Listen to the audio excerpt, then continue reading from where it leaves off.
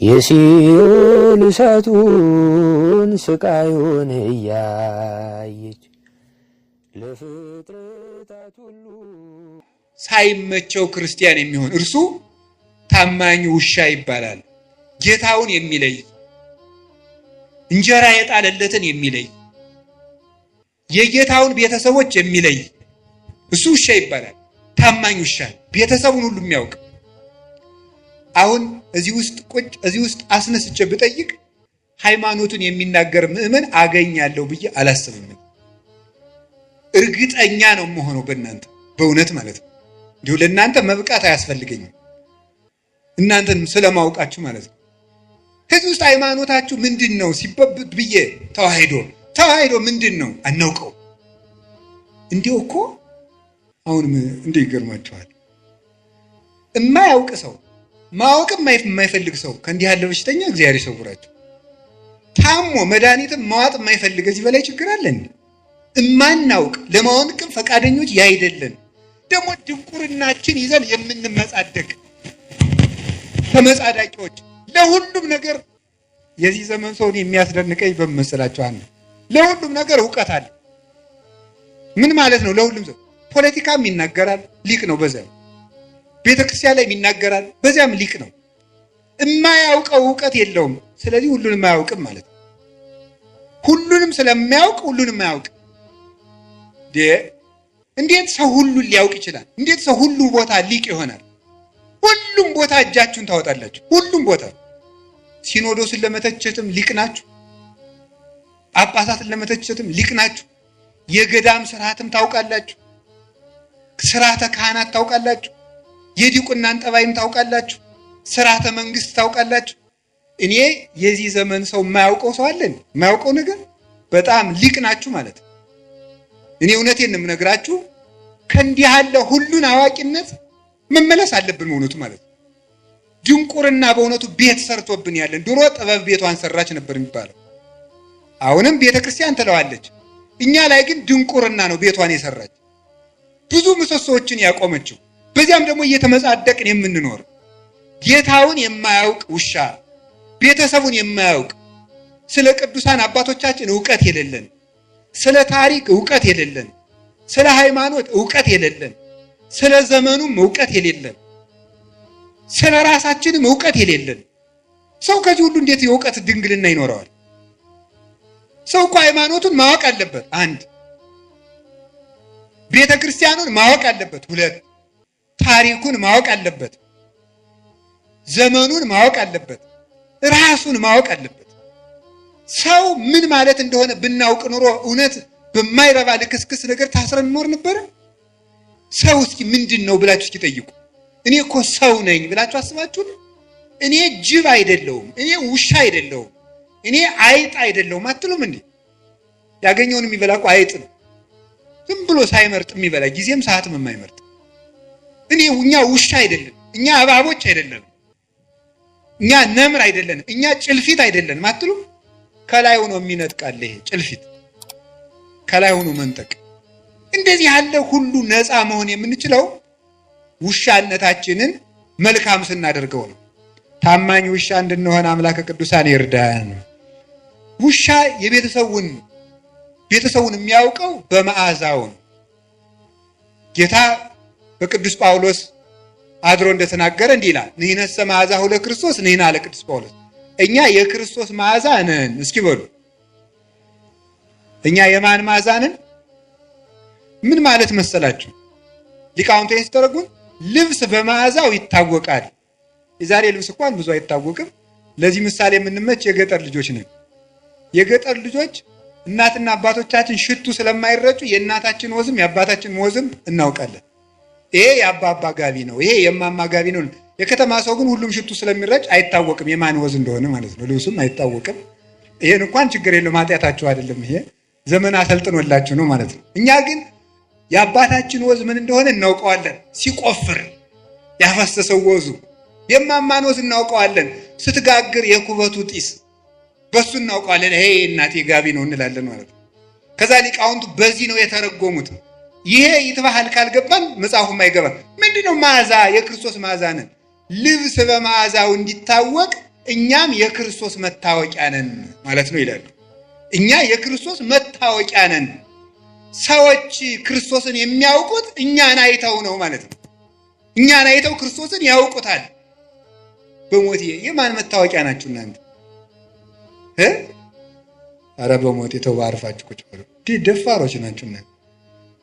የክርስቶስ ትላላችሁ። አሁን እናንተ የክርስቶስ መታወቂያ ናችሁ። በዘፈናችሁ ነው የክርስቶስ መታወቂያ የምትሆኑት። በግርግራችሁ በተሳዳቢነታችሁ ነው የክርስቶስ የምትሆኑት። በእንቅልፋምነታችሁ በሆዳምነታችሁ ነው። ዛሬ ሰውዬ ሊሳደብ ነው የመጣ። እኔ ብትሉ ምን ጨነቀኝ፣ ነፍሳችሁ ትዳን እንጂ። ስለዚህ የማን መታወቂያ ነኝ? ሰው እኔን አይቶ ማንን የሚያየው? እኔን አይቶ ጋኔንን ነው የሚያይ ክርስቶስን። በውሸታችን የማን መታወቂያ ነው? ያጋንንት። ውሸት የጋኔን ነው። በነገረ ሰሪነታችን የማን መታወቂያ ነው? ያጋንንት። መለያየትን የሚሰራ ጋኔን ነው። በነፍሰ ገዳይነታችን የማን መታወቂያ ነው? የጋኔን። እስመም ትካት ቀታሌ ነፍሰ ሰብ ውእቱ።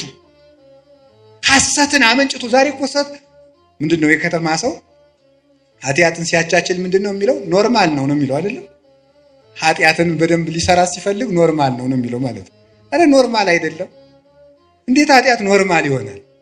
ውሸታውን ኖርማል ነው አይደለም? እናንተ ውሸት ኖርማል ነው። አሁን ሰው መዋሸት እዚህ ጫፍ ላይ ደርሻለሁ ይላል። ገና ስንት ኪሎ ሜትር ተቀምጦ ማለት እንዴት ውሸትን ተለምዳል? እግዚአብሔር እውነት ነው በሉ እስኪ በሉ። ጨምሩ። ሐሰት የማን ነው? የሰይጣን በሉ እንጂ። የሚዋሽ ሰው የማን መታወቂያ ነው? ከዚህ በኋላ ብትዋሹ የማን መታወቂያ ናቸው? ሰይጣንን መምሰል የምትፈልጉ የሰይጣን መታወቂያ ይታተምላችኋል። ዋሹ። ክርስቶስን መምሰል ከፈልጋችሁ እውነተኞቹ ነው። በየትኛውም ነገር አትዋሹ። ለምን ዛሬ አትሞቱ? ውሸት መቆም አለበት። ይህ የኛ ማዛ አይደለም። ሁለንተናችሁ፣ አነጋገራችን፣ አመጋገባችን፣ አረማመዳችን፣ አለባበሳችን ማንን ያሳያል? እንዲሁ በሞቴ ወንዶችም ሴቶችም ዝም ብላችሁ አባ ቄስ ይሄ ልብስ ኃጢአት ነው ጽድቅ ነው የሚለው ተው ዝም ብላችሁ። ይሄ ልብስ የማን መታወቂያ ነው ማለት?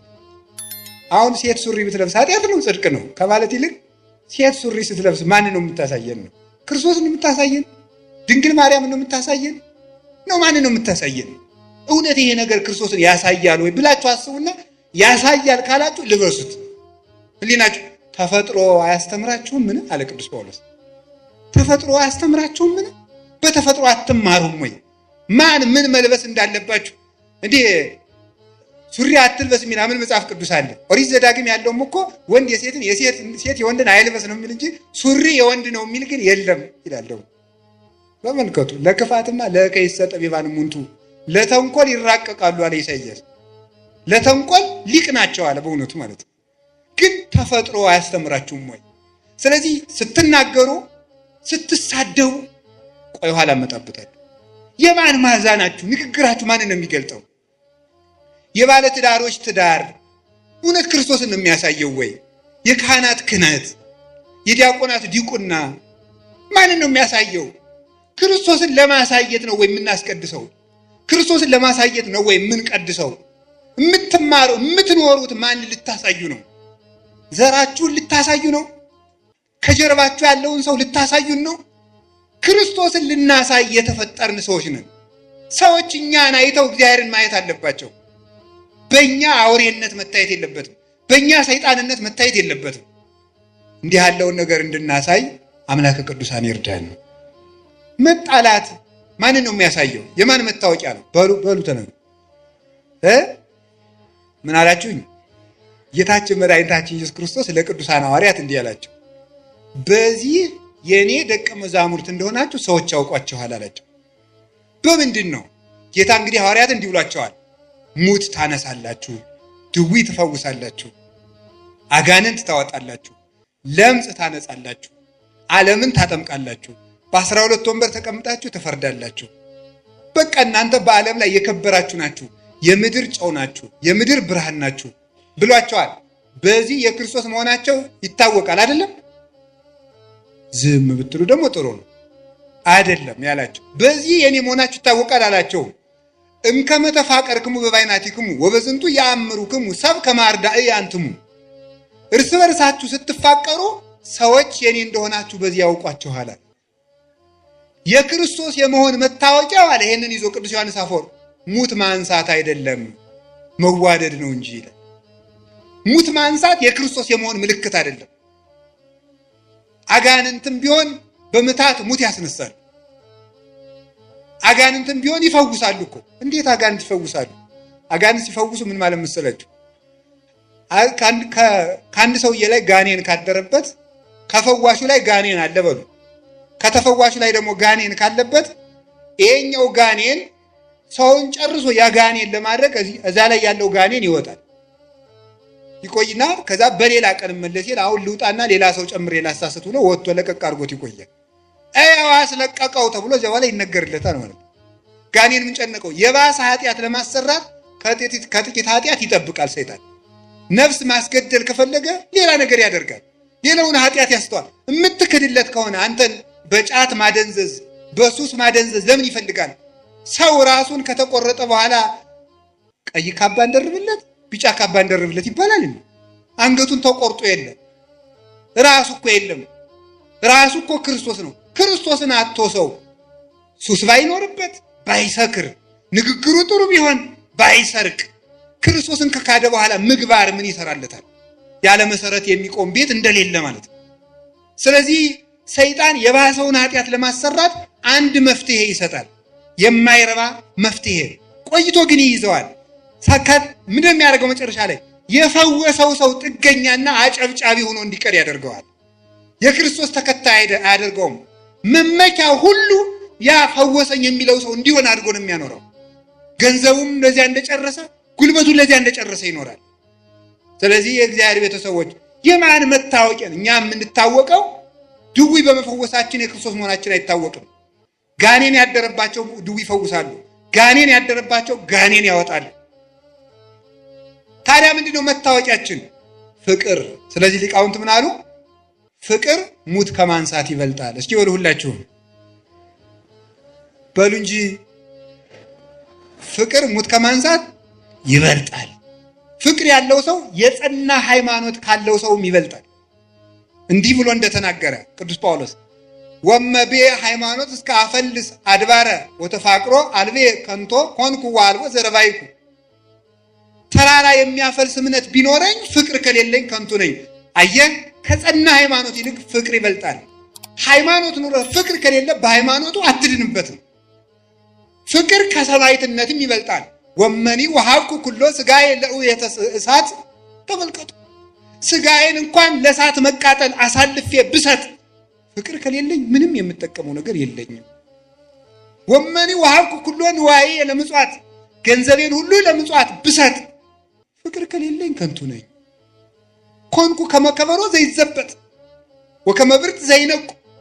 እንደሚንሿሿ ጸናጽል እንደሚመታ ከበሮ። የዚህ ትርጉም ገብቷቸው ያውቃል? እኔ ከበሮ ያሳዝነኛል። አያሳዝናችሁም? ሌሊቱን ሙሉ ሲለፋ አድሮ በማይነት እኛ ወደ ዝክር ስንሄድ እሱ እዚያው ተጋድሞ ይቀራል። ይሄው ነው የከበሮ ልፋት የሚባለው ማለት። ጸናጽል ሌሊቱን ሙሉ ቀጭ ስትል አድራ እነ የኔታ መርጌታ በዋንጫ ስለ ቅዱስ ሚካኤል እያሉ ሲጠጡ ከበሮ ጸናጽል እዚያው ሸዋ ብላ ትቀራለች። ምን ማለት ነው? ስለዚህ ፍቅር የሌለው ሰው አንገቱ እንደ ቀለበት እስከሚቀጥን ድረስ ቢሰግድ እንኳን ከለፋበት ስግደት የሚያተርፈው ነገር የለውም ማለት ነው። ምንም መስዋዕት ቢያቀርብ፣ ቤተክርስቲያን በእንቁ በወርቅ ቢሰራ፣ ለምን ወርቅ አይኑን ግድግዳ አድርጎ ቤተክርስቲያን ለምን አይሰራም? ለምን ገዳም አይሰራም? ለምን አብነት ትምህርት ቤት አይሰጥም? ልጁን እንኳን ቢገብር ለምን አንገቱን ቆርጦ አይሰጥም? ፍቅር የሌለው ሰው ሰማዕት ቢሆን እንኳን አይጸድቅም።